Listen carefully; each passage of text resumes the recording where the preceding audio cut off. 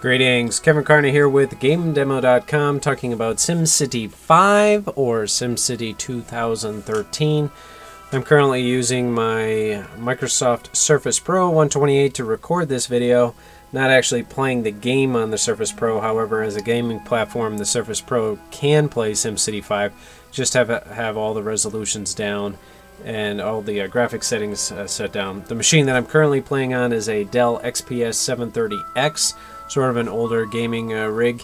However, I do have the new NVIDIA Geforce GTX 690 video card, and I just put that in a couple weeks ago to play Crysis 3, and I'm loving that video card. Anyway, talking about SimCity 5 2013 and how to make some serious money. What kind of money am I talking about? Well, if you come down here, we'll show you. Got my treasury. I got 2 million currently, but here's the number that I'm most pleased with. Monthly profit and transactions, we're looking at 1 million, pinky finger on the side of the mouth, $1 million in profit a month. So I'm very pleased with that. Now, how did I achieve that? Well, a little bit of a backstory here, and what I'm going to do is for those that are new to the game, I'm going to go through each little nuance of how I did it. Those of you that are more experienced with the game may find it a little boring because I'm going to be talking about each little bit. So how I first started it, this is a coal and ore map, which I affectionately call Carbondale. And here's my coal on this map, and then here is my ore on this map. And as you can tell, I've built up factories on each one of these little plants, or each one of these little ore fields. And if you play this particular map, this is a way I was able to finesse the train up onto the upper level. You may find a better way, but that's the way I figured out how to do it. But so how I started the process was I obviously built those coal and ore mines first, and then you build a trade depot. Now, how to build a trade depot, and well, let's talk about how to build the mines. You click on your city specialization, which is down in your bottom left. It looks like a little shield icon. You click that, and then this pops up these little tabs. You got mining, drilling, trading, electronics, culture, and gambling. So mining is what we're interested in talking about today, and you build your coal and ore mines. And then once I built those, you need a place to ship that. You need a place to store the stuff that you're mining. So you click on the trade, which is a little square box with arrows around it. And then you build yourself a trade depot is the first thing that you can build. And here's just some little techniques that I'm going to talk about here.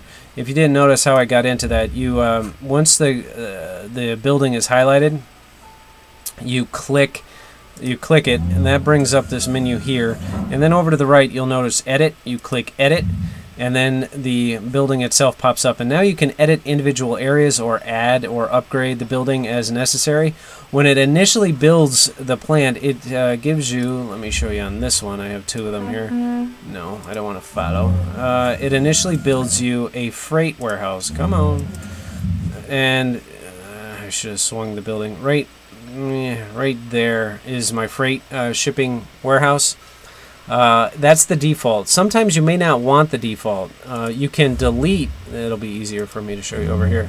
You can delete sections of the building by coming over here onto the right, onto the bulldoze modules. Click the bulldoze module, and then you can highlight each individual area that you want to blow up. Sometimes you may need to blow up something to make it better or achieve the goal you want to achieve. So on this particular one, I got rid of the freight warehouse because I don't have that many factories, and I focused on the coal, ore, and shipping out the materials. So once you do that, once you get that up, this another menu pops up here that says Manage Global Market Deliveries, and here's where you make your money. So one way that I'm exporting metal at 29,500. I'm using locally, which means that the coal mine is bringing in coal and storing it locally and just sending it to my smelting factories. More on those in a second. And then the alloy, which is the money machine, this is what I'm focusing on, and you may want to consider, is 48,300 simoleons. So I'm exporting that, and then importing, since my ore is coming in slow, I'm importing the ore at 5,800 simoleons. So once I got that built up, I ran out of cash. My city died, and I just caught it. I just kept bottoming it out, and I needed a little oomph. So over here on the bottom left, you click on regional view. I had another city going that my high-tech city that I affectionately call Blue Swirly Farm.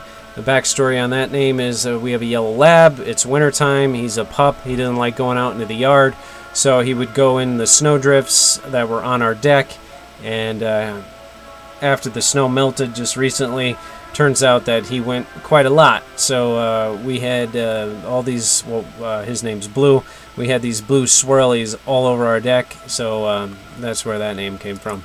But anyway, this is my high-tech city, and it's I primarily focuses on the tech end of it. I build the computer chips, but this one I'm only doing maybe 100,000 to 200 because all my wealthy I've taxed out all my poor or the low wealth, and I just have medium and high, and they're very finicky. So any little nuance or change, that it just sends it into this oscillating wave of financial highs and lows.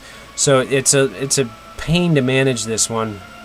So anyway, I was able to scrounge up about an extra 100,000, and I gifted it over to Carbondale. Let me go and show you how to gift.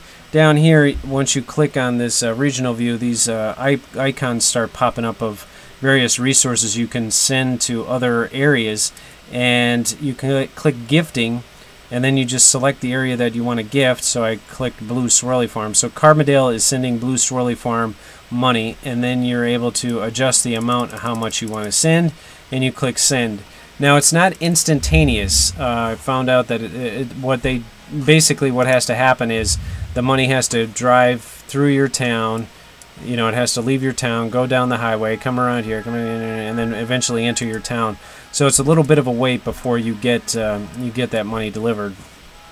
So with that money, I was able to build my first smelting plant. And again, how you get to the smelting plants are you go to the city specialization, bottom left, come over and click mining, and then you have to have, I believe it's the metals HQ that you need to have in store in order to eventually move on to the smelting factory, which I was able to get one of those, and I built my first smelting plant. Now, those of you, again, new to the game, hang on, let's go here, and I'll go to the wind map. You want to build all of your nasty stuff. This is a technique that you can use across any city that you're building. You want to build all your nasty stuff to the downwind side of the map. So here's my wind farm. So the wind, or not the wind farm, the wind is being coming from the top of the map going to the bottom of the map. And I have, sorry for the screen flickering here, I have all the nasty stuff down at the bottom of the map so that it blows off all the pollution and does the least amount of damage to my my sims. Whoever's downrange of that, you know, it's not my worry, it's not my city.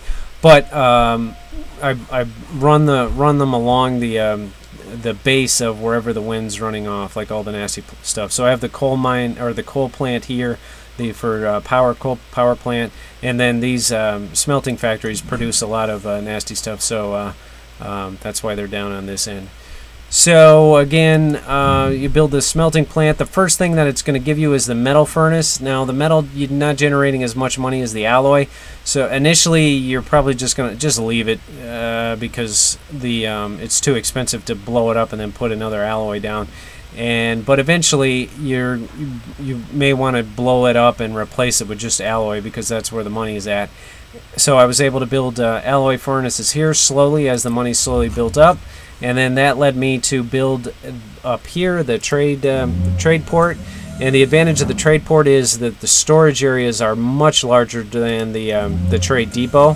And also it has, let me show you, click here. It has a freight rail terminal that you can build, and then you can bring in materials via rail, and a lot more materials come in.